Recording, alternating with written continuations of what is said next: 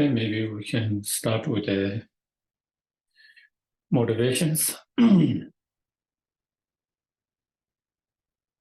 Again, try to quiet your mind by watching the breath mindfully for a few moments.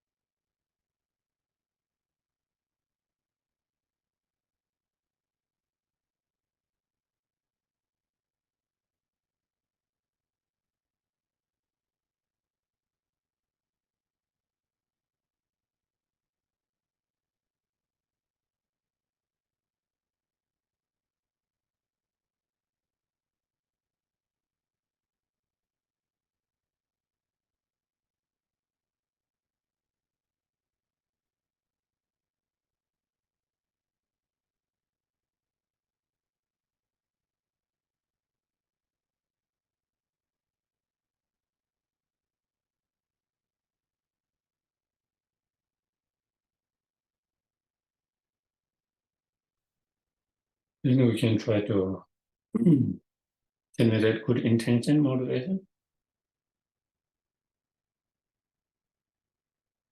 For example, how fortunate and lucky that we are to have met the Dharma,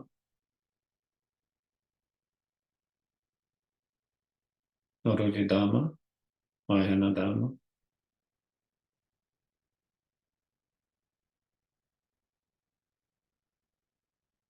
And not only that, we have met some of incredible,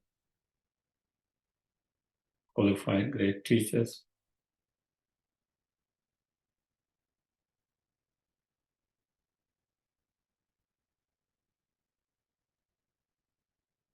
Which are very rare, not easy. So therefore, when all the conditions are come together in the right,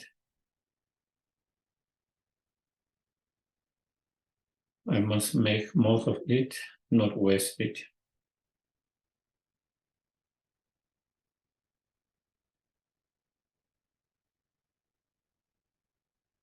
And make my life meaningful, more meaningful, with a higher purpose.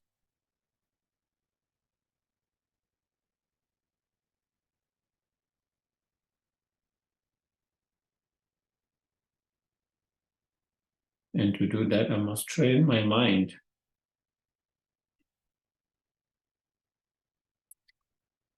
So I can reduce and overcome the afflictive emotions, especially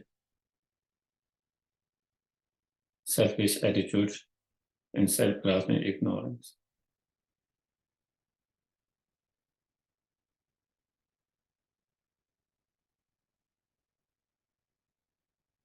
And to do that, I must cultivate the antidote,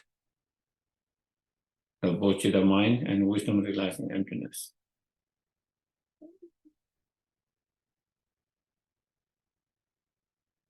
And all other spiritual realizations. And to be able to generate and improve and increase them, I must practice, meditate.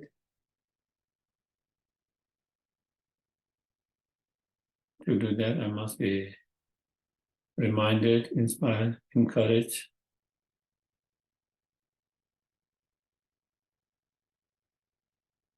For that very reason, I'm going to listen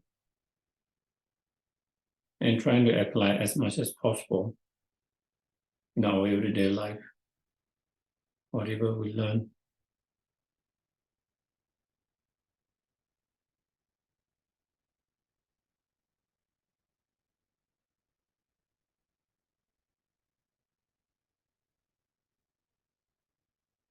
And may our act of listening, engaging in discussion, reflection, contemplation, may all these become cause and conditions to obtain fully awakened state.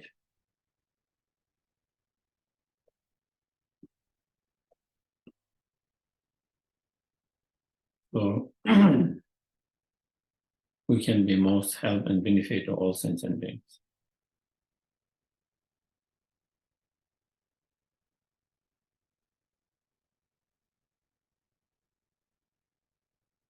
Okay.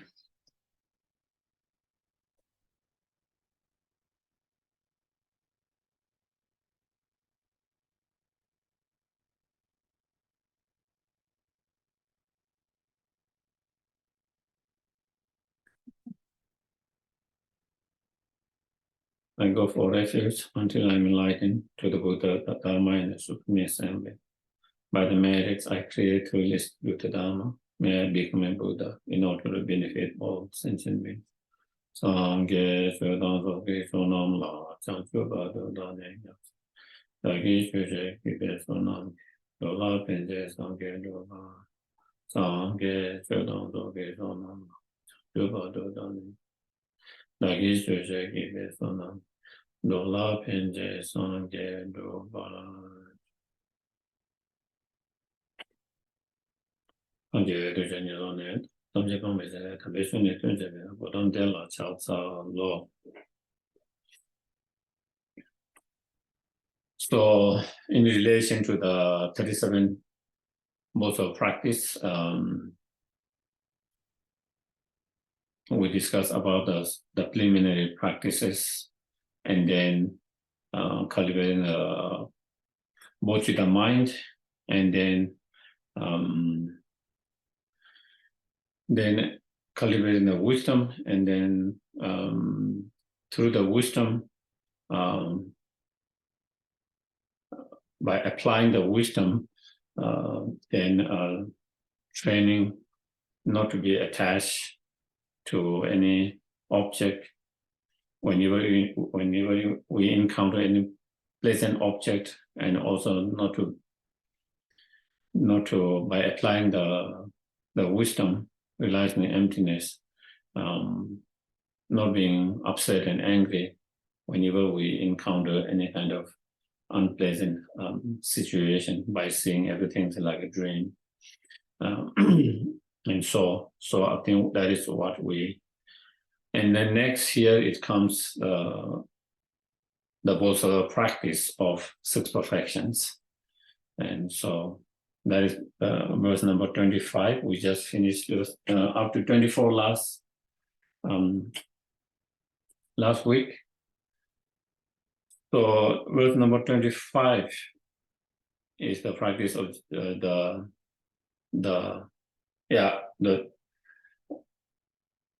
perfection or paramita of the generosity. When those who want enlightenment, so those who want to achieve fully enlightenment in order to be greatest help and benefit to other sentient beings, must give even their body, when they, not everyone, but when you reach certain higher realizations, and when you are able to do that, then, if it is needed, then, even must give even your body. Therefore, there's no need to mention external things. Therefore, practicing the generosity of external wealth thing, not to mention that. More than that, most precious, your own life, your own body, one need to give. And therefore, without hope for return or any fruition, give generously. That is the practice of Bodhisattva. And then, trying to, in short, trying to transform your bodies, your wealth, your virtues, everything, and sharing and giving whenever it is needed, and whenever you have the capacity, ability to do that, opportunity to do that, and not when we give that without any expectation, without any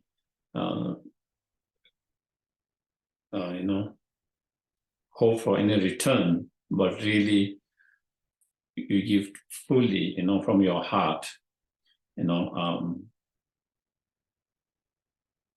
when you expect, some return, I give you, then next time you have to be nice to me, kind to me, then it's not really Bodhisattva's practice, because there is self-interest, there is some selfish,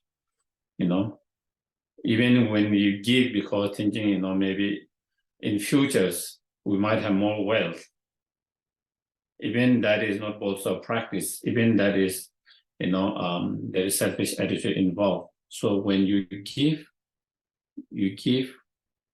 because someone needs help, and you have the opportunity and the resource to help and to give, and without any hope or in return for that. And so out of true compassion, wanting to help and benefit, and you have the opportunity to help and benefit, therefore giving that. And even the result of such practice, even that you dedicate for other sentient beings. And such is the Bodhisattva's generosity. Such is the practice of generosity of Bodhisattvas,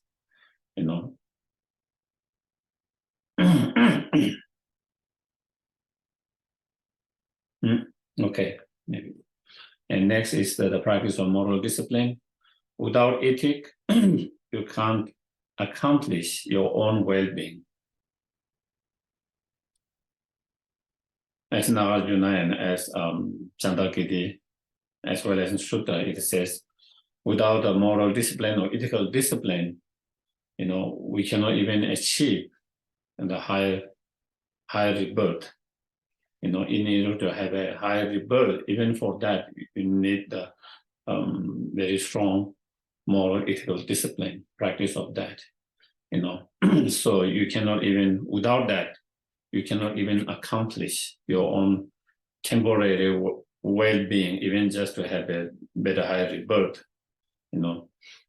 So wanting to accomplish others is laughable without such ethic, because wanting to benefit all sentient beings, wanting to help all sentient beings, but without that ethical discipline, then it's like a laughable, because without that you cannot achieve fully enlightenment. Without achieving fully enlightenment, you cannot help and benefit all sentient beings. And so, therefore, without worldly aspirations, safeguard your ethical discipline. This is the practice of Bodhisattvas.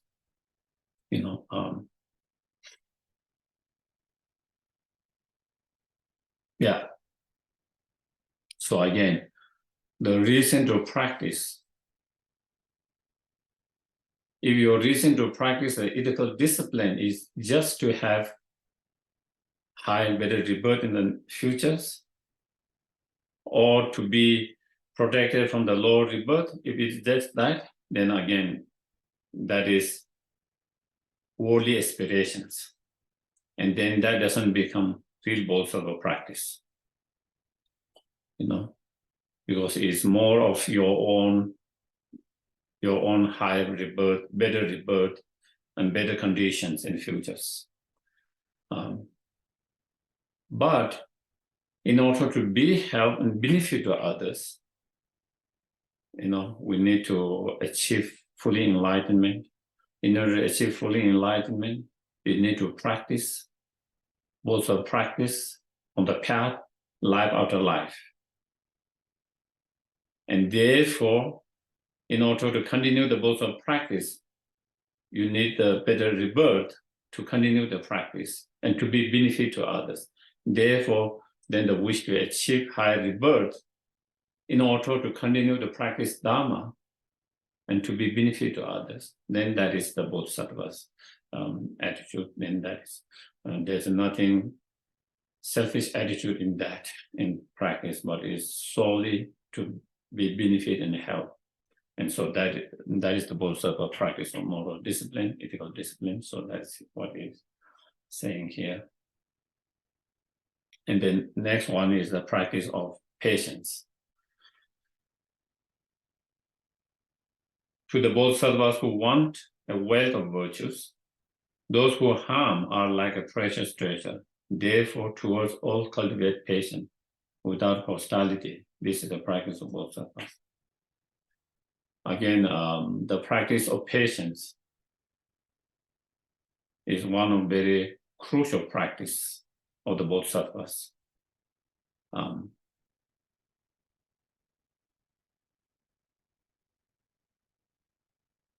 If you have patience, you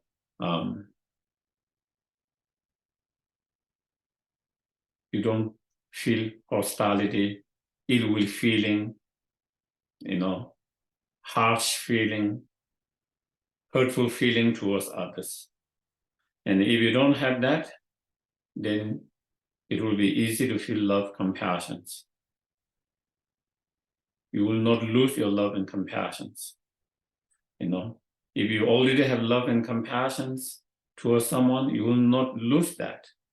You will not lose that because of that hostile feelings, ill will feelings. If you have not cultivated that, if you don't have that bad feelings, ill will feeling, it will help you to cultivate that love, compassion more easily. It gives you the space to feel that. And therefore, the patience is crucial for someone who aspires in the Bodhisattva's practice in order to generate the love, compassion, bodhicitta mind in order to not to lose them, to maintain, to retain, and to improve and increase. And therefore, also that is why Shantideva, in his writing, among the all six perfections, he gives so much on patience.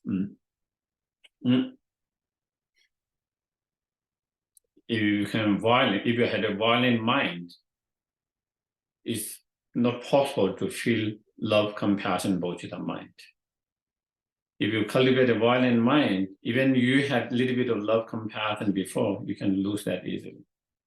And so therefore, patience is to antidote towards that kind of violent mind, and therefore patience is very important for those bodhisattvas. And as mentioned earlier, someone who is sincerely and seriously committed to the bodhisattva practice, and the practice of patience. And then for them, those all who harms them, who try to make their life difficult, who try to make their life miserable, and harm them, for such practitioners, bodhisattvas, they hold them like a precious treasure, very precious, they hold them very dear in their heart, like a very precious treasure. Because for such practitioners, it's through such challenges, difficulties, they are able to really improve and make progress in their practice. For someone who is not seriously committed, then maybe they would rather not have those problems. But serious practitioners, and especially bodhisattvas, they want more challenges, because it helps them to grow more strongly, to grow them faster, because then they really have to put in the practice. Because it makes them to really put into the practice. It's not just in your mind, just in theory. Because a lot of time we are just in theory, just we have the knowledge, we have the theory, but we don't really practice. So when such situation arises, it really make you to put into practice. You have to put in the practice. You have to put in the practice. Otherwise, you can't make any progress. You can't make any progress. Otherwise, you can't make any progress. The only way to make progress is really putting into the practice. And we really put into practice when situation arises, and therefore such individuals who try to make your life, not easy and miserable and harm you, for such practitioners in such situations, such people, such sentient beings, they regard very highly because of them providing that opportunity and then applying the practice. Then they are able to progress, they are able to develop real patience, they are able to develop their both sort of practice and the path. And so they give them that opportunity, So therefore, they feel greatly, regard them very highly, hold them in their heart very highly instead of negative feelings. For us, we have holding of negative feeling towards them. But such practitioner, true practitioner, Bodhisattvas, they hold them very dear. They hold such people and situation even more higher than people who are nice to them. Yeah, people who are nice to them, kind to them, easy situations, easy life. Instead of that, for them, more difficult life, more challenges, more problems, and people and sentient beings who create or who give that kind of create that situation, they regard much more highly of them in their heart, more dear in their heart, because that really give them incredible opportunity to grow and improve. When everyone is nice, kind, then you don't have so much opportunity to practice and improve because you are not challenged, and if you're not challenged, then you don't put into practice. And if you don't put into practice, then you don't really improve or increase or develop. And from that perspective, for such bodhisattvas, that is how. And so also, here also we also try to practice the patience as much as possible, as much as possible. And the patience is about not having the hostile feelings, the anger, the hatred, the hostile feeling, wanting to hurt the other person, wanting to harm the other person because you are upset and angry, and then, that is hostile feelings, when someone says something, someone do something, and you get upset, and then you feel like, I need to, response or react in that kind of mind. That is hostile. That's when you react with that is hostile. So because it comes from hostile mind or feeling of strong anger, with strong anger.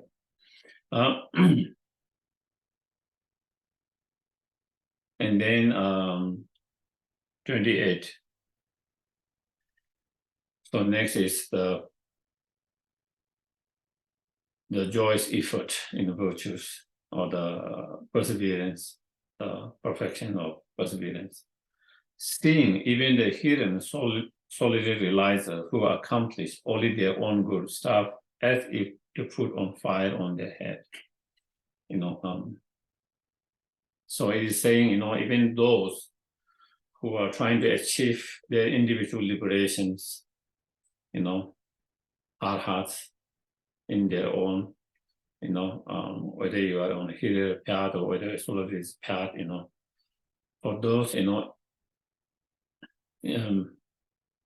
the effort is so much. Even your head is caught on fire. Sometimes they don't even have time to kind of take it because they are so take the flame off because so dedicated and so much perseverance in that. So that is just a one example. So basically, it means even they put so much perseverance in their practice. If that is the case, then for those who are aspiring to be a bodhisattvas or to be on bodhisattva path, that means they are aspiring to be practiced in order to benefit to all sentient beings. It's not just your own well-being, but you are aspiring to be the greatest benefit to all sentient beings. Therefore, you require even more effort, perseverance, diligence. That's for sake of all being, make enthusiastic effort in your practice, in your meditation, in your virtues, the source of all good qualities. And such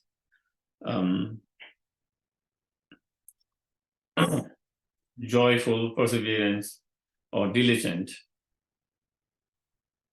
is the source of all positive qualities, good qualities.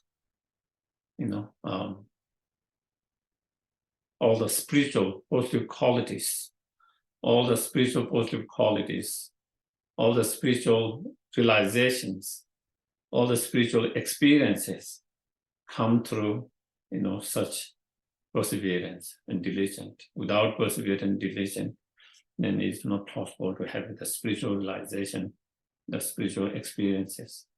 And so here,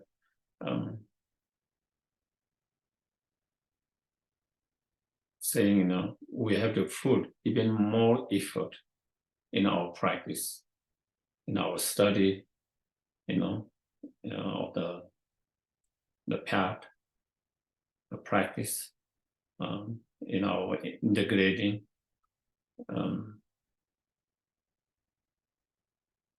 in integrating those practices in our everyday life. One need to put a lot of effort.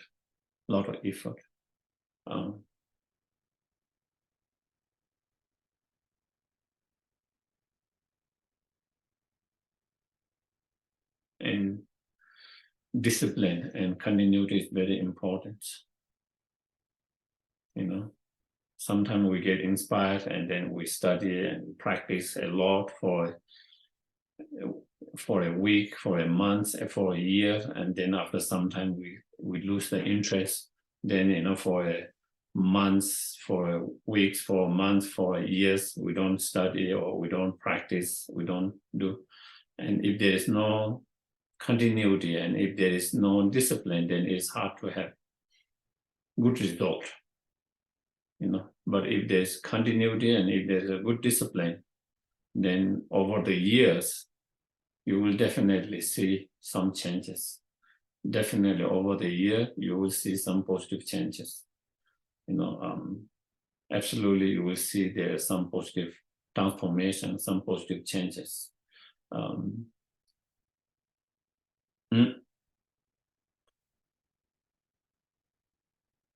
And so next one is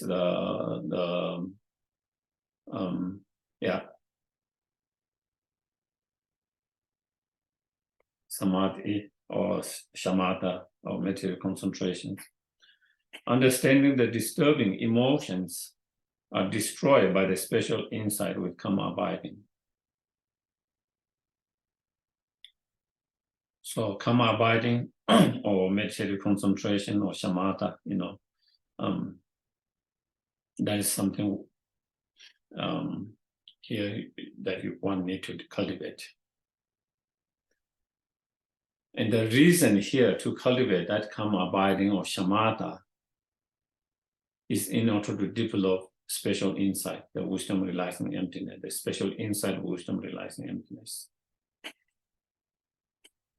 And why we need to cultivate the wisdom, special insight, wisdom realizing emptiness, is in order to destroy those disturbing emotions. Because those disturbing emotions are the root of our suffering, root of suffering for others.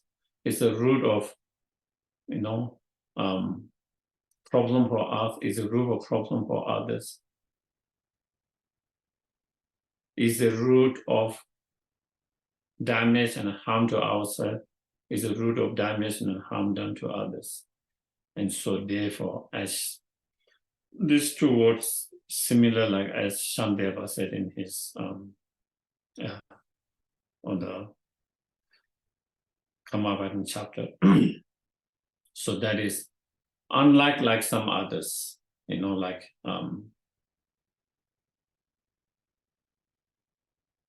some practitioners, some of the non-Buddhist practitioners in the earliest, and still maybe some now, the reason to meditate and the reason to cultivate such a single-pointed meditative concentration or karma abiding with shamatha is in order to have a, higher rebirth, such as in God realms, higher God realm in the futures, as well as to have a peace in this life. When you have that karma abiding, that kind of, then, your mind is much more calm, peaceful, and blissful. And, for that reason. But here, the purpose of cultivating, as Shantideva said, and Nagarjuna said, as here he said, the purpose of cultivating such karma abiding or meditative concentration is not to have a higher rebirth, such as in God realm, neither is just to feel bliss out and peaceful, but rather the reason to do is to, with the tool of karma abiding, so you can cultivate a special insight. The reason to develop the special insight is to destroy the disturbing emotions such as anger, attachment, jealousy, pride, ignorance, all of that, because those disturbing thoughts are the one that make you to hurt others, harm others. Is those disturbing emotions that makes us, or that stop us from helping others, benefiting others. It creates obstacle to engage in both sort of practice, compassion and practice. Compassion due to those disturbing negative emotions,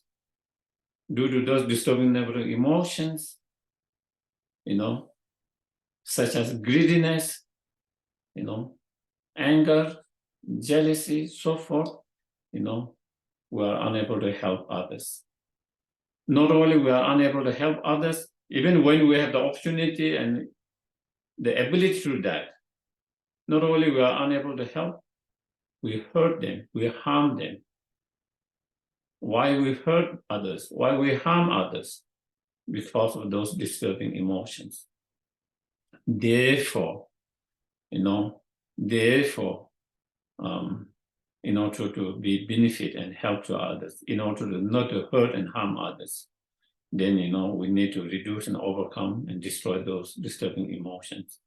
In order to destroy those disturbing emotions, from the very root of it, you need a special insight, the wisdom realizing emptiness. And in order to have that special insight, you need to develop karma abiding. That is why. So that is why. Therefore, cultivate the concentration, which surpasses the four formless absorptions. And so that, in the concentration or absorptions, there are four form absorptions and formless absorptions, and so, and within the four absorptions, the of the form, then the fourth one is the most suitable. So then, so I think, and this is the practice of the Bodhisattvas.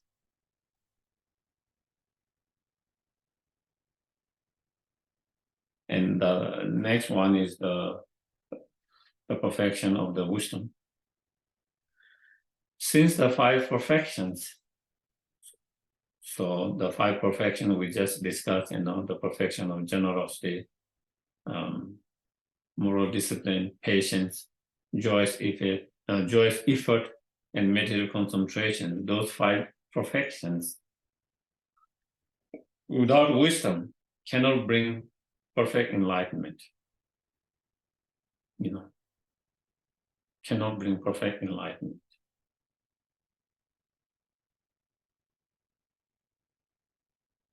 The purpose of the Bodhisattvas to engage in the path is to achieve that perfect enlightenment.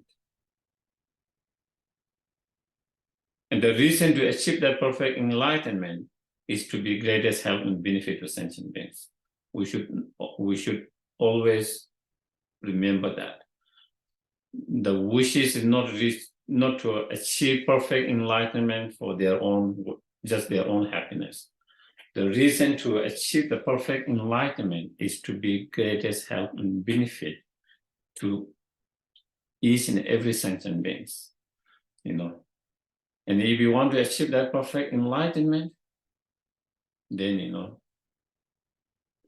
not only one need to cultivate the Bodhicitta mind and engage in the first five perfection, but you need to have the wisdom. Without wisdom, one cannot achieve that. And that wisdom alone with skillful means, cultivate the wisdom, which does not conceive the three spheres as real, So try to,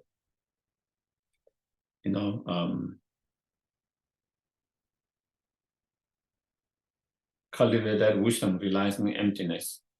The wisdom realizing empty of inherent existence or empty of existence from its own side, or truly existence, by seeing the object,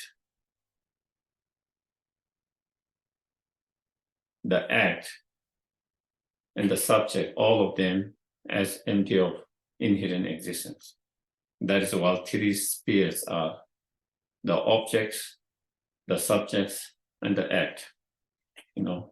So seeing all of them as empty of truly existing or inherent existence, by seeing all of them, then try to cultivate the wisdom, realizing the emptiness. So as we mentioned before, in terms of when you are attached to something, the object of attachment is non-inherently existing. You yourself who is attached is non-truly existing. The act of being attached is not truly existence. And we can apply that same with anger. And we can apply same with the practice of generosity.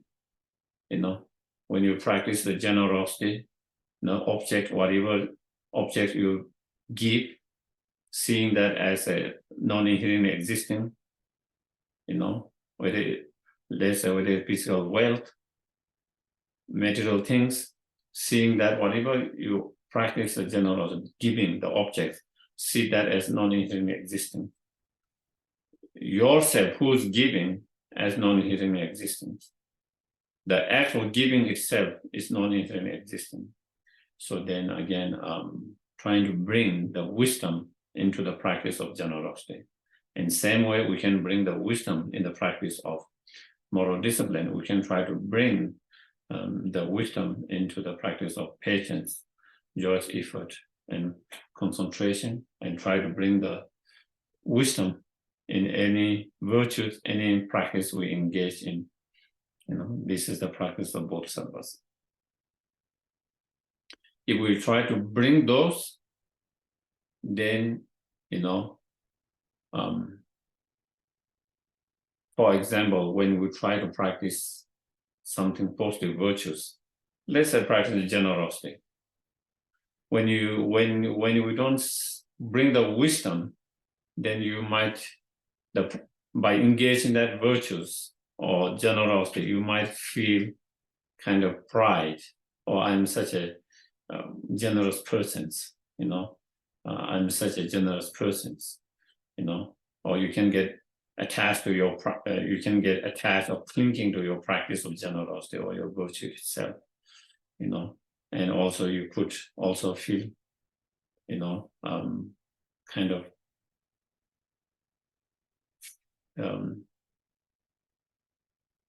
pride in yourself by to be able to do that, but when you are able to bring the wisdom, then it helps not to get pride about that, so not to get,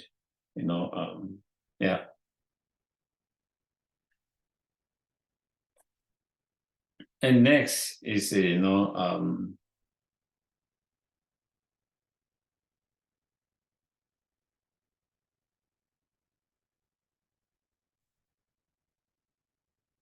why we need to examine ourselves all the time, examining yourself all the time. Instead of looking outside all the time, here is a look inside, look inside.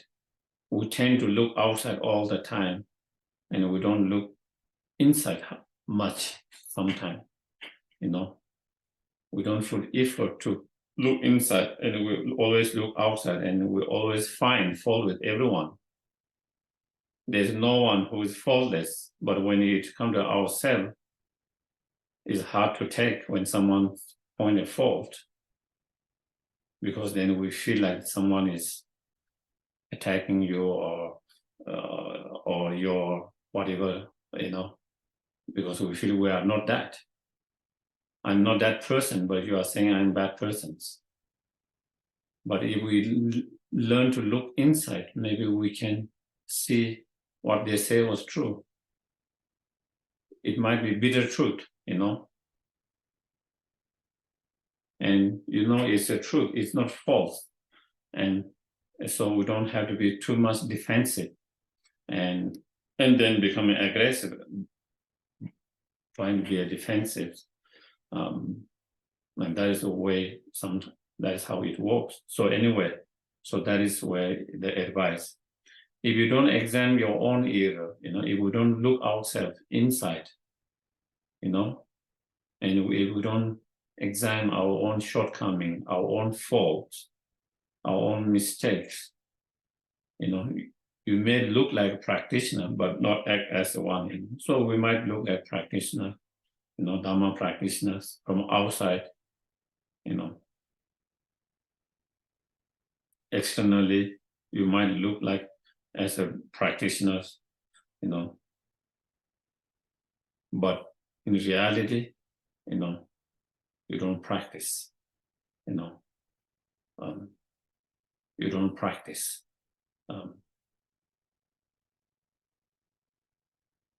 So it is just the outlook. Outside, you look like a good Dharma practitioner, you look like a Dharma practitioner, but in reality, not act as one, you don't really practice and act as true practitioners. Therefore, always examine your error, looking inside, examining our own faults, our own shortcomings, our own errors. And when we recognize our own error, if we look inside, then we will be able to identify and recognize. And when you are able to recognize, identify, and understand that, then, we try to transform. Rid yourself of them. This is the practice. And then we try to transform, whatever shortcoming, whatever fault we have. How can we improve that? How can we improve that? How can we, whatever shortcoming, whatever fault, whatever mistake, whatever error that we have, putting more and more effort to improve,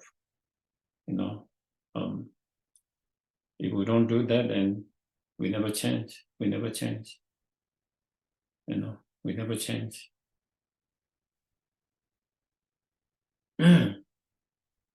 So that is the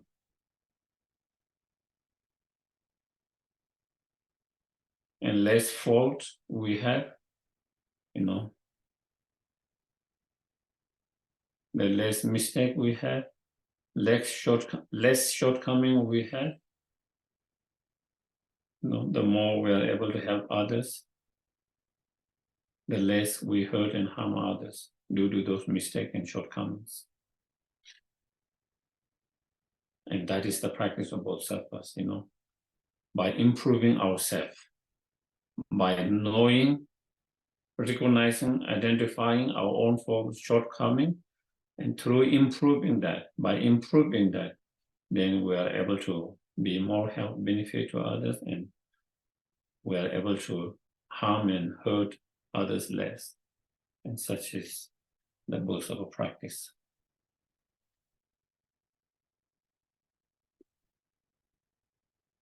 So next is, you know,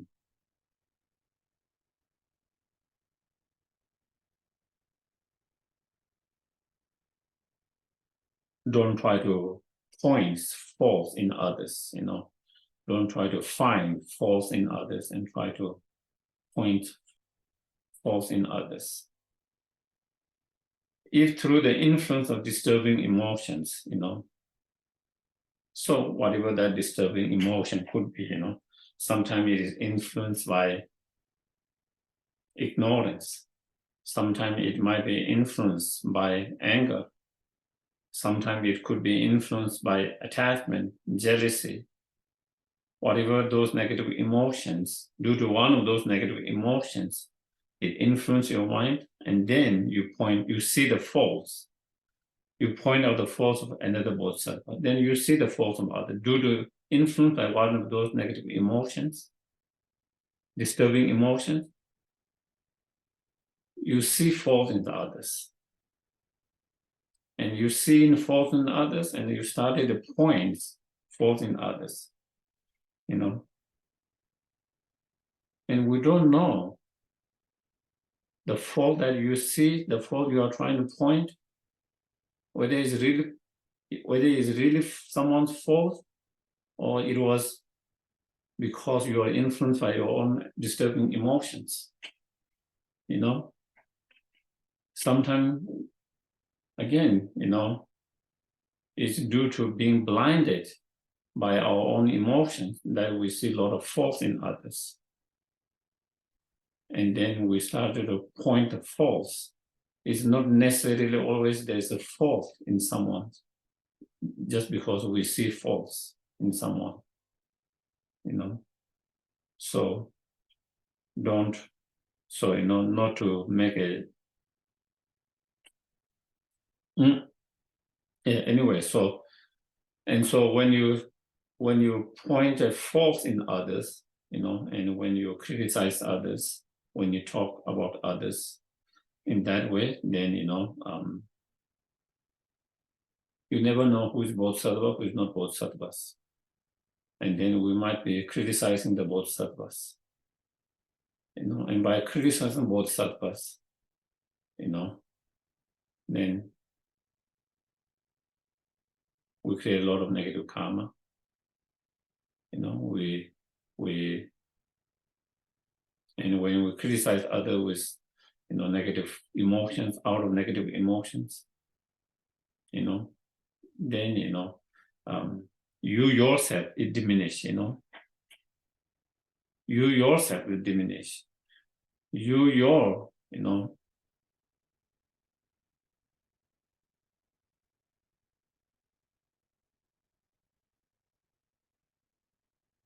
sometimes if you look with, when some people are, you know, one is criticizing others, pointing the faults, all kind of things with anger and all of that. Someone who's looking from kind of more neutral persons, you know. The person who's criticizing, attacking, it seems like they are they destroy their own reputation, they destroy their own goodness, by acting that way. It doesn't make them look good. It doesn't make them present themselves good, in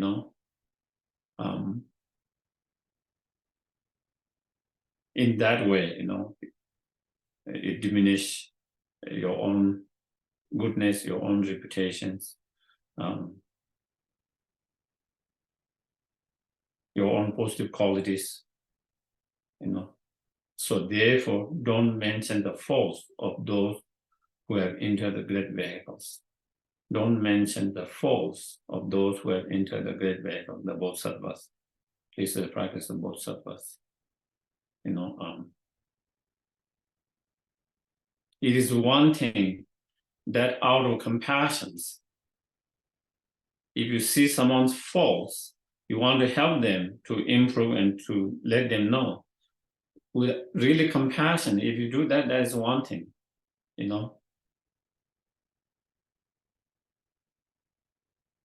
How often we do with real compassion when we find someone's faults?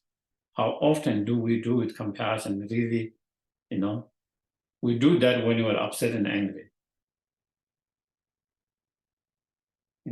We do that, we point someone's faults and, list everything, their shortcoming, whether it's their shortcoming or not, but, that could be another things, It could be shortcomings, faults, or it could be totally kind of, you see that because your mind is totally influenced by your disturbing emotions.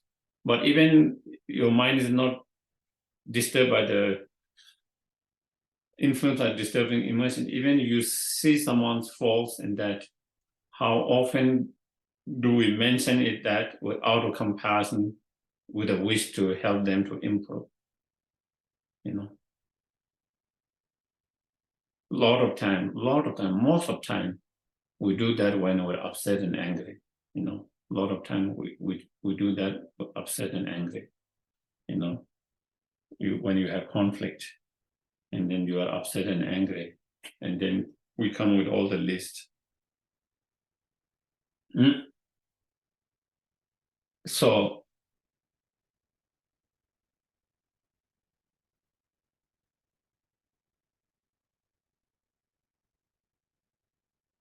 and next is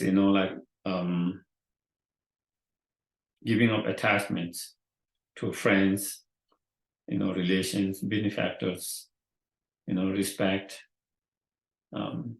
So basically giving up worldly concerns, in short, giving up being attached to worldly concerns, reward, and respect cause us to quarrel,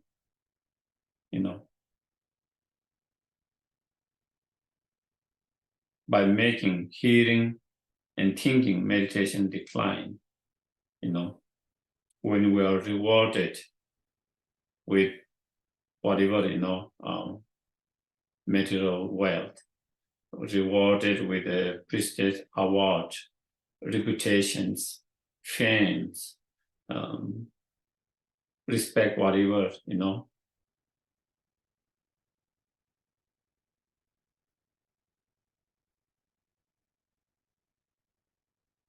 When that happens, a lot of time, if we don't have strong practice, we get carried away by that. We become kind of, carried away by that, become pride, delusional pride, started to feel sense of superiority, better than others who doesn't have that, just because you get certain recognitions and someone didn't get recognition, it doesn't mean you are better than that person. Sometimes the best people doesn't get the recognition. There is a lot of things that is involved, connections, whether you are able to have your things in the right time, right places, connecting all, sometime in everything, everything sometime, it's not always because you get sudden award or critications or whatever, or fame. It's same, like even in like movies, same thing. Sometimes it doesn't mean the best movie is most well known. Doesn't mean the best well-made movie make the most money. A lot of things are involved. Timing and all of that. So anyway, so therefore, that can lead someone to be, if you don't have strong practice, such sense of feeling of superiority better than others, and through that, the way we treat others, the way we look at others,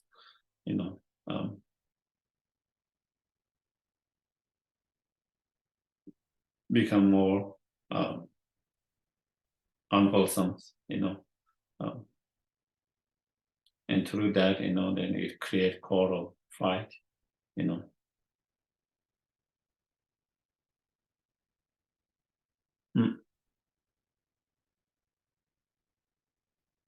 and getting engaged into all this kind of quarrel, fight, then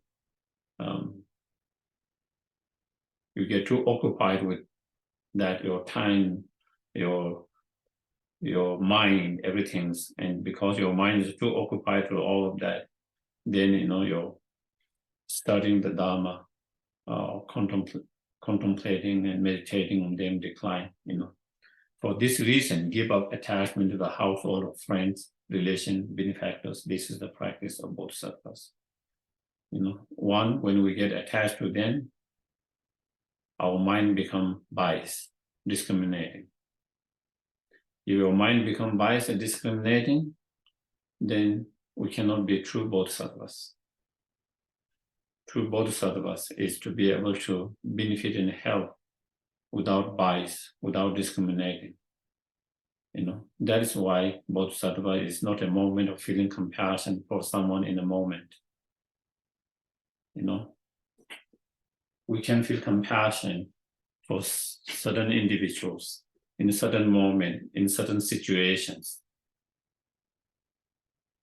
Bodhisattva is to be able to feel that for everyone all the time. Unbiased, undiscriminating. And so therefore, when we have attachments to some, then our mind becomes biased. Your mind is becoming biased. And then, when we're attached, and then we get in all conflict, all the problem, all the engage, if one of your family members that you are attached to, or friend that you are very attached to, very close, or Sangha member you are very attached to, very close, or benefactor that you are attached or very close to, if they get in conflict with someone, immediately you tend to support them, regardless of who is fault, who is not fault. Your mind is already biasing that, you tend to support,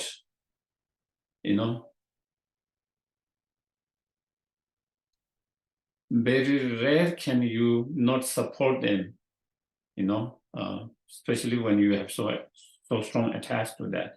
And then you get involved in all this conflict, even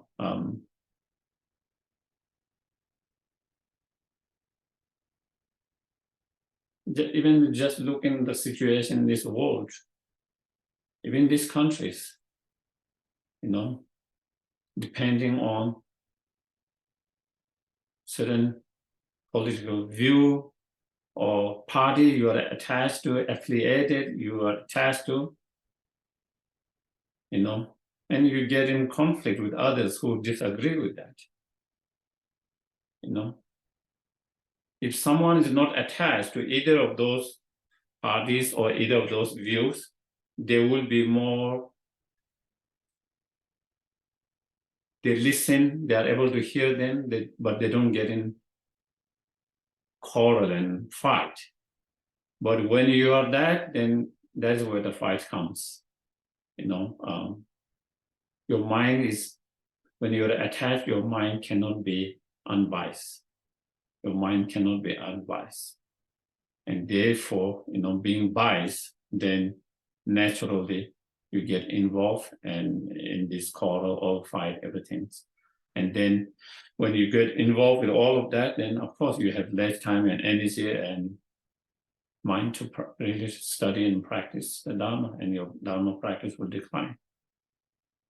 Your Bodhisattvas practice will decline. Your Bodhisattva attribute will decline. Your Bodhisattva activity will decline. So, and then next is harsh, refrain from harsh words. Harsh words disturb the minds of others and cause deterioration in Bodhisattva conduct. Therefore, give up harsh words, which are unpleasant to others. This is the practice of Bodhisattvas. So again,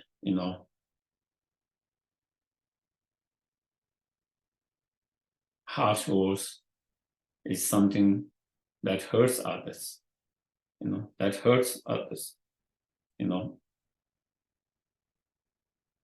Regardless of what you use, the exact word itself.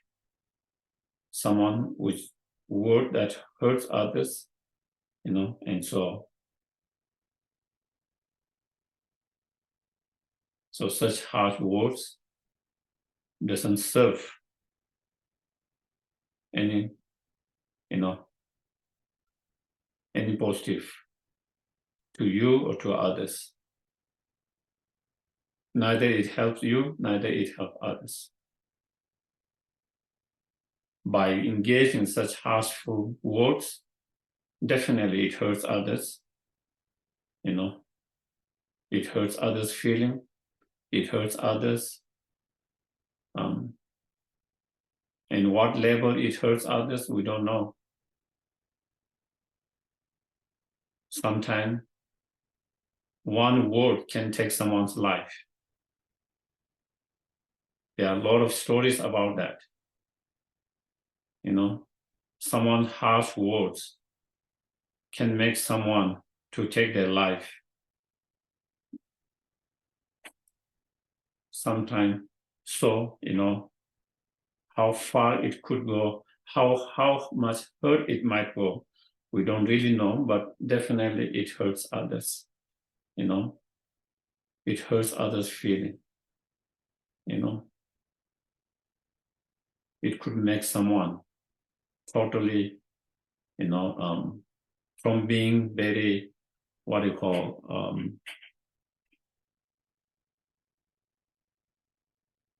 confidence, to lose total confidence and become very depressed.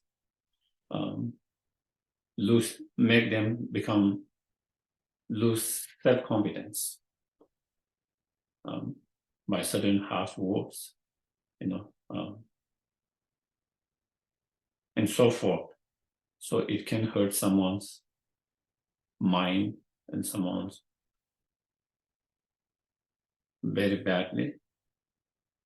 And also in oneself, it doesn't help oneself. It only helps your anger. By doing that, it feels like your anger was able to respond. Your anger wanted to respond, and with that hard word, you respond that. It served your anger, it didn't serve you. You did the job for the anger. That is what anger wanted to do. Did it really serve you? No, it didn't serve you. It served the anger, but not you. It make you lose, as here it says, your both of the contact. It makes you to decline your sense of patience, love, compassion towards someone. It deteriorates, it declines all these positive qualities. in terms of negative karma, creating negative karma. But even we don't talk about creating negative karma, it definitely, destroy all those, your positive qualities, decline your positive qualities. And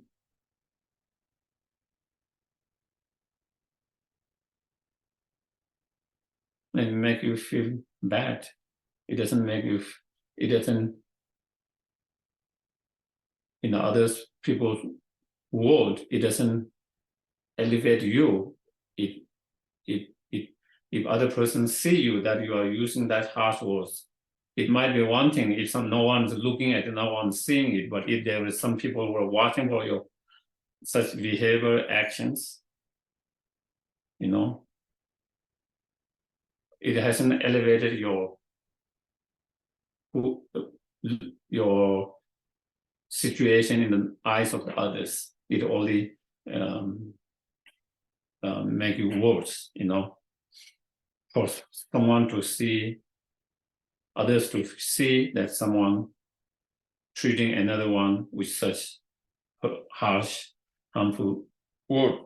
So then that is, that's, so therefore give up harsh words which are unpleasant to others. This is the practice of Bodhisattvas. Habitual disturbing emotions are hard to stop through counteractions. Armed with antidote, guard of the mindfulness and mental alertness, destroy the disturbing emotion like attachment at once, as soon as they arise. This is the practice of Bodhisattvas. Basically here is saying, the moment a disturbing emotion arises, whether it is attachment, anger, impatience, jealousy, pride, whatever it knows, the moment it arises, and when it's still not so strong, immediately through mindfulness, alertness, try to recognize that immediately. The moment you recognize it, try to apply the antidote immediately without delaying. If you delay from applying the antidote immediately, then it becomes stronger and stronger. And when it becomes very strong, then even you try to apply antidote, then it becomes very difficult to overcome them. Just like, when the fire is small, you try to extinguish quickly the moment it is small. When it becomes too big, even you try to extinguish, it becomes very difficult. When it's very small, you can extinguish with one glass of water. You don't need so much effort, so much water. One glass of water can extinguish that fire. But if you don't extinguish immediately, then if you allow the fire to burn, and then the whole house burning, then even with 3, 4, 5 fighters with so much water, they might not be able to extinguish it. That is how it is. The delusions, when they are first arising, when it is still small, still not so intense, still when it is not very strong, immediately try to apply the antidote. Immediately, if you do that, then you can overcome it easily because it's not so strong. But if you don't apply immediately, you allow that for minutes, hours, days, then it becomes more and more stronger, more and more intense. And then even if you try to apply the antidote, it becomes much more difficult, much more difficult, much more difficult.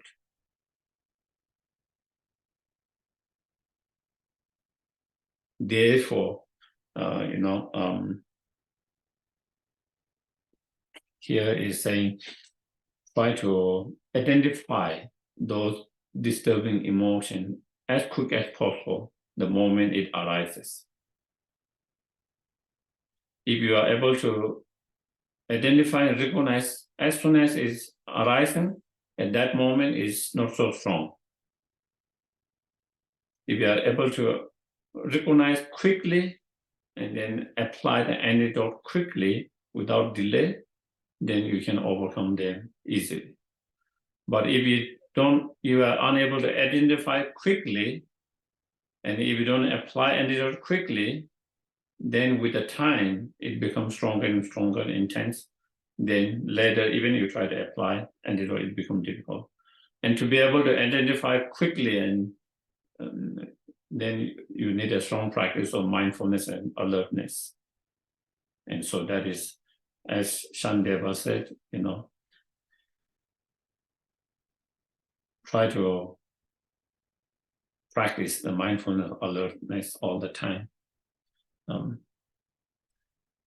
then next, in brief, whatever you are doing, ask yourself, what is the state of mind? So always, always asking yourself by your mind, what is in my mind? What am I thinking? What is the thought now? What is happening in my mind? With constant mindfulness and mental awareness, accomplish others' good. That is a practice of Bodhisattvas. So trying to apply mindfulness throughout all the day and night, whatever we do, and especially always watching your mind. If you constantly watch your mind, when any of disturbing emotion arises, you will be able to catch up quickly. And if you catch up quickly, then, if you are able to catch up quickly, and if you are able to apply the antidote, the practice, meditation, whatever you know immediately, then you will have more success to reduce and to overcome them, and from making it get out of control, before it get out of control, just like the fire, before it get out of control, but if you don't pay attention, even one of those disturbing emotions arising, you don't recognize that. You are not aware of that. And then once that negative emotion arises, and then you don't recognize it, and then that negative emotions are reinforced by many other thoughts, all the drama you create in your mind with all the stories and build up. And then after some time, it becomes out of control. And then the emotion becomes so strong, you cannot control it. Even if you want to control it, you cannot control it. It's out of control, just like the fire, So we don't want to be in that state where it becomes out of control. And so not be in that state, then, we have to catch up very quickly. Just like when the fire starts, and if you are able to catch up quickly, you will have more success to control it, and from being out of control. And for that, then the practice of mindfulness, alertness, very important. Being mindful of your thoughts, your state of mind, and with alertness, time to time, examining, investigating what I'm thinking at the moment, what is the thought what thought is going in my mind at the moment, am I angry, am I upset, am I impatient, am I peaceful, am I agitated, or am I having positive thoughts, kind thoughts? So, basically kind of time to time with that alertness, examining and being mindful of all that. Then to remove the suffering, 37, of the limitless sentient beings, understanding the purity of three spheres, dedicate the virtues from making such effort to enlightenment. This is the practice of Bodhisattva. So all through whatever Bodhisattva practice virtues that we have engaged, such as those 36 practices that you try to apply in your everyday life, as already mentioned. Any of those practices you try to apply, then try to dedicate all these virtues, all these positive karma, all these positive virtues, for the well-being of all sentient beings,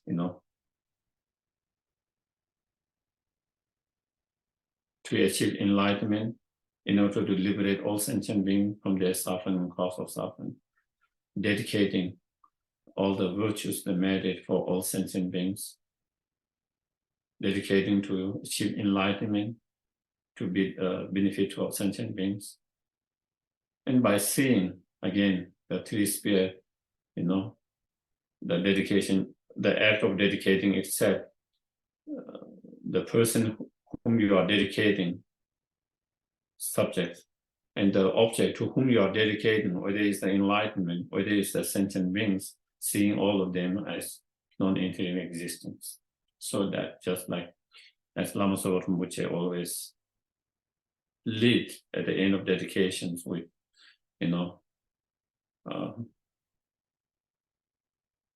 due to three times of Mary, which empty from its own side, may I, which empty from my own side, achieve fully enlightenment, which empty from its own side, for the benefit of all sentient, which empty of its own side. So that's what it means here. Dedicating with that, understanding the purity of three spirits. That is what it means, with that, and dedicate that. So this is the main 37 and the Bodhisattvas practices, and then next is kind of some extras.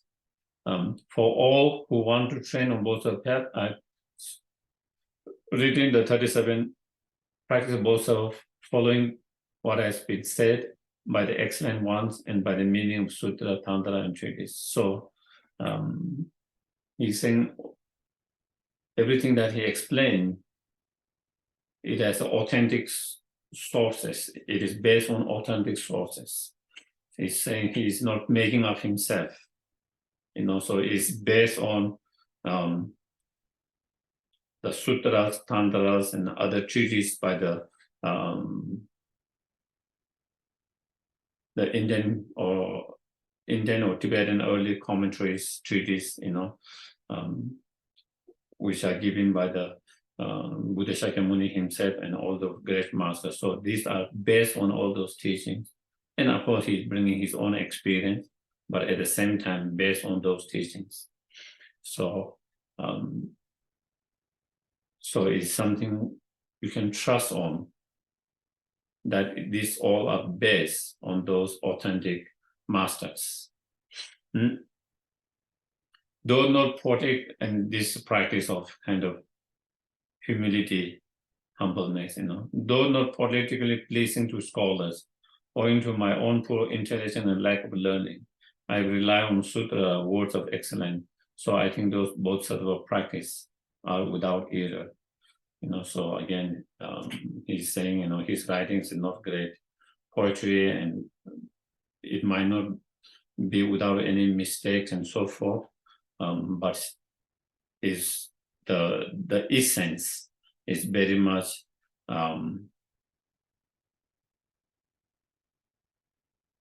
coming from reliable sources of sutras and the commentaries. Whoever as the great deeds of Bodhisattva are hard to pardon for one of my poor intelligence, I beg the excellent to forgive all fault, such a contradiction and non-sequentors, So if you find any faults, such as if you find any contradiction within what I've written, or in terms of the sequences are not there, or in terms of repeating something like that, whatever fault you might see, he's asking for forgiveness, and saying it's my mistake. If there's anything mistake, it's not mistake with the Buddha's teachings, is not mistake with those commentary, but is because of my own poor intelligence and that. And again, with all this writing, you can see it show the practice. the humbleness, humilities. Even is such a wonderful writings, those are rare nowadays that we find,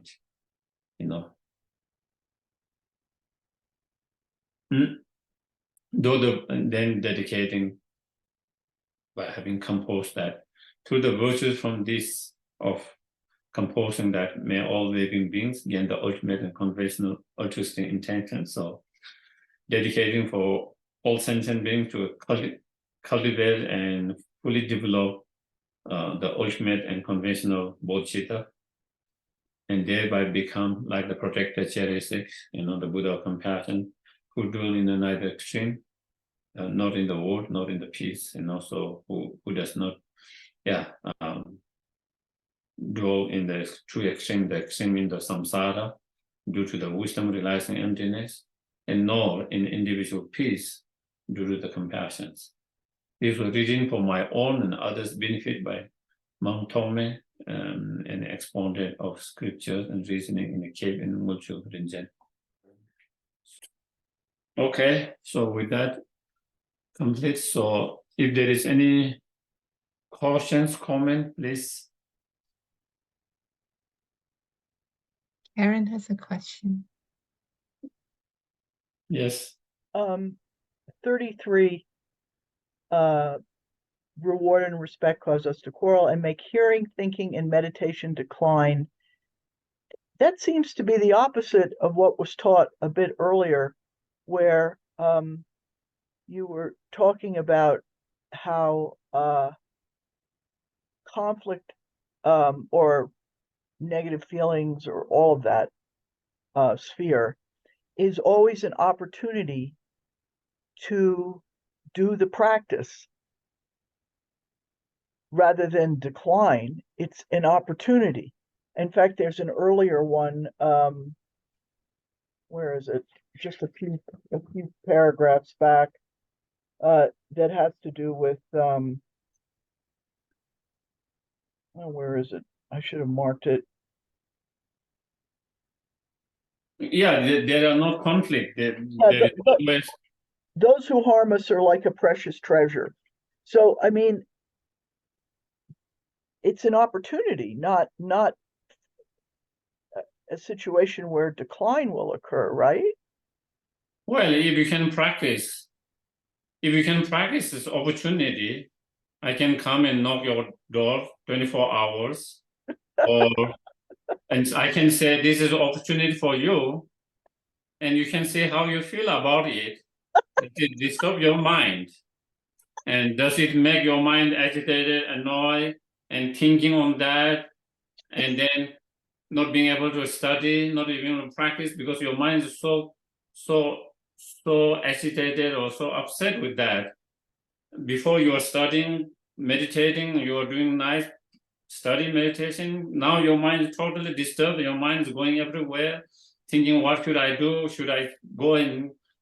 So that becomes an obstacle. But of course, for someone who can really practice, that is another, for them, it can be opportunity. So it depends, So for most people, it becomes obstacles.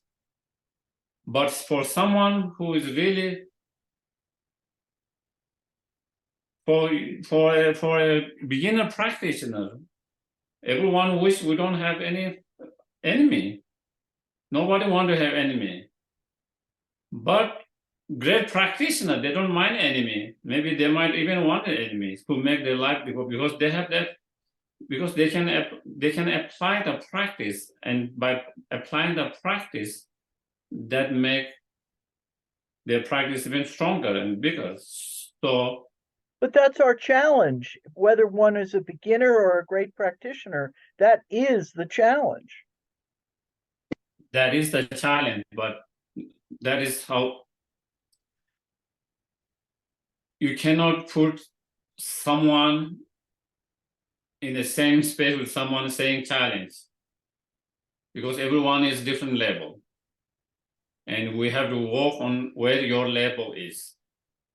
everyone has to understand where their level is, and depending on that level, they practice that. Of course, challenge is to go to where you can even give your body. That is what the Bodhisattva, high level of Bodhisattva will do without any hesitation, without any that. But we cannot do that. Of course, that is what we want to achieve, and that is encouraged. But that is encouraged when you reach that level.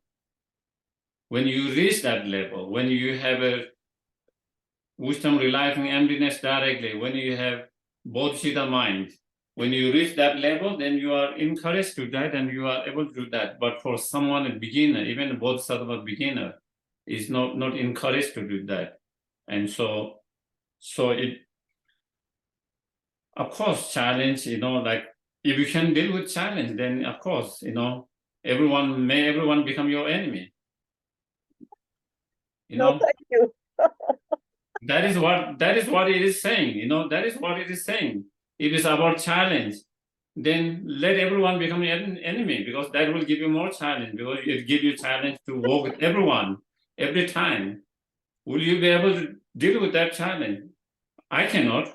I've not reached that point. But it is saying when you are able to do that, then definitely that can change. So, I don't want to go into politics.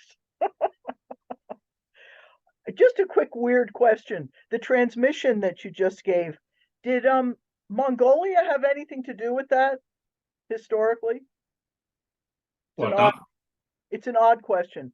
The oral transmission you just gave, did Mongolia have anything to do with that historically? No, I don't know why. What is it doesn't matter. I just was, never mind. Okay, thank you. Yeah. Any other questions? No. Guys, can I ask a quick question? And yes, please. yeah, so I've been hearing I guess other teachings about when there's anger and just look directly at an anger, and I guess there's like we can apply the emptiness of the anger there. So that be considered the antidotes? So I'm trying to figure out, sometimes we look at antidotes and patience or bring in the sense of love and compassion versus just looking directly at the energy underlying the anger. Well, there are many different methods, and then we just have to figure out and see which is more effective, and which,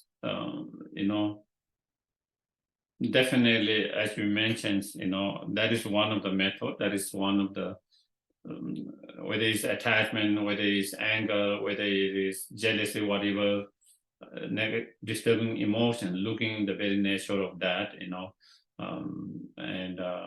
meditating the emptiness of that, that emotion itself definitely is a powerful antidote as well, but sometimes maybe if we don't have really good grasp and understanding of the emptiness, it might not be so effective. Then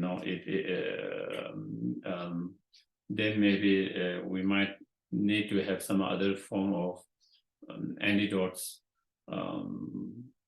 analytical meditations, like Shantideva described in different method that he described in chapter 6. If we're upset and angry with someone, then looking from negative karma point of view, and not totally blaming the others for that situations, that is one of the meditation, analytical meditations. When you don't fully blame everything there, then I think you can reduce the level of the anger to a certain degree. If I blame the other persons completely for my situation, then I would feel more stronger anger.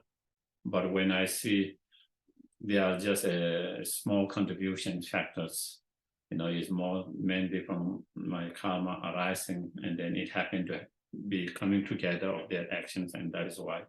So then in that like such like meditations, and then as it mentioned here, and also others, from looking for a practitioner who want to practice patience and who want to perfect the patience is a great opportunities, so these persons or these actions are giving me the great opportunities, and if you started to see this as positive instead of negative, then again you wouldn't feel angry for that person for creating these situations. When we feel this situation bad and that person for created this situation, then we feel upset and angry with that. But somehow we see this situation instead of bad, something positive. Saying, oh, this is a great opportunity to purify, as well as a great opportunity for me to really practice patience and so forth. And so you see it is as an opportunity and something positive. You are able to see that, and then you might not feel this situation as bad as you felt before. And if you don't feel the situation as bad from when you look from other angle, then you might not feel so angry for that person to creating such situations. And so then, and then of course others, different meditations that you find in Shandilapa, whether it's the nature of that person's or whether it's temporaries and all those different. So you can see, and so it sometimes, so you just have to see, apply those different meditation, different technique, and see what you find more helpful, beneficial, more effective, because different people might find different analysis more effective than others. One particular effect for someone like who has strong understanding, strong belief in karma, that from karmic point of view it can really help them.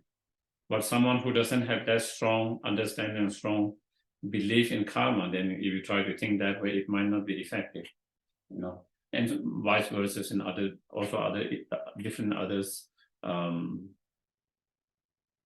analytical point of view, so yeah.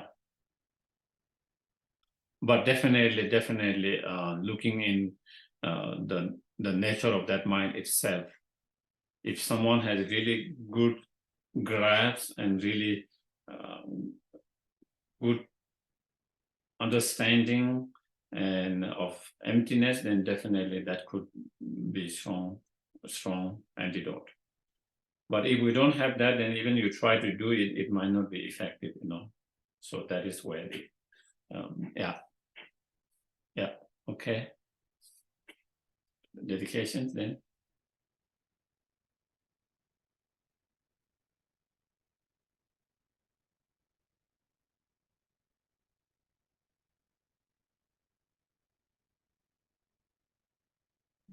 I forgot to unmute myself. Okay. I would offer the mandala, the Thanksgiving mandala to you, Geshe Sherab. And we'll do this in Tibetan.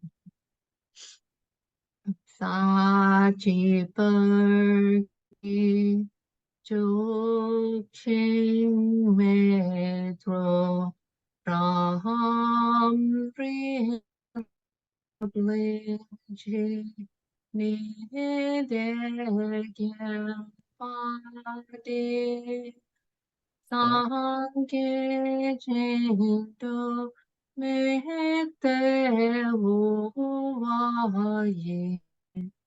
Drokyunam La Chingla Chepashu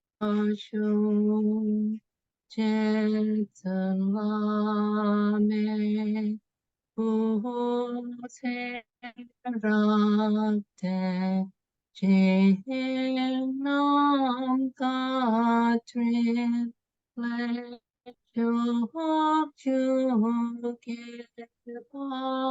Padam no Sanpe Tron me sa song ki Tron me self-to never change. Idam Guru Radamadala Kamnayataya.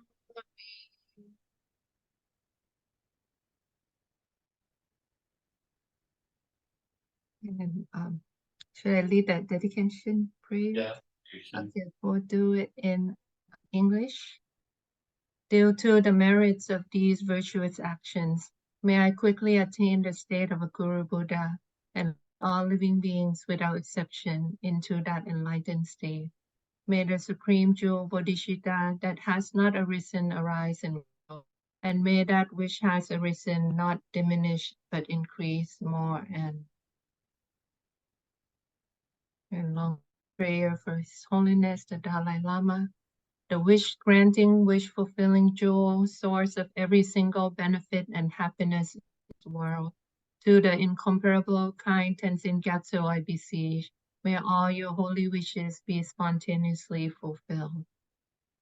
And a prayer for the swift return of Lama Zopa Rinpoche, peerless teacher and assembly of the children of the victorious Shravakas and Pratyeka Buddhas, victorious Losang, father and sons, along with the lineage masters, all the objects of refuge, infinite lands, please bestow the virtue and goodness of accomplishing this prayer here and now, holding and spreading the Muni's and complete teachings.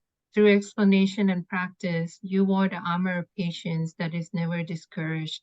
Incomparable, venerable request, while striving single-pointedly for the sake of the victorious one's teachings, the sole gateway through which all emerge. And for mother living beings, you suddenly departed to peace. What a great loss. Nevertheless, through the undeceiving truth of the blessings of the ocean of the three jewels and the great waves of Bodhisattva, of the children of the victorious ones, may the revival and reincarnation swiftly beam in glory for fortunate disciples. So thank you very much, everyone. Thank you. And then I'll make everyone can unmute yourself if you want to say thank you to Geshe-la. Thank you. Thank you, Geshe. Everyone, Thank you, Geshe. Thank Thank you, everyone. Geshe. Thank you. Thank Thank you. Your long life, Geshe. Thank you, thank you. All you all have a good day. Thank you. Thank you. you so much. Thank you for teaching for the ocean of compassion, and may you reach again. Thank you, Geshe. Thank you for Thank you. organizing that. Thank you. Thank you. Thank you.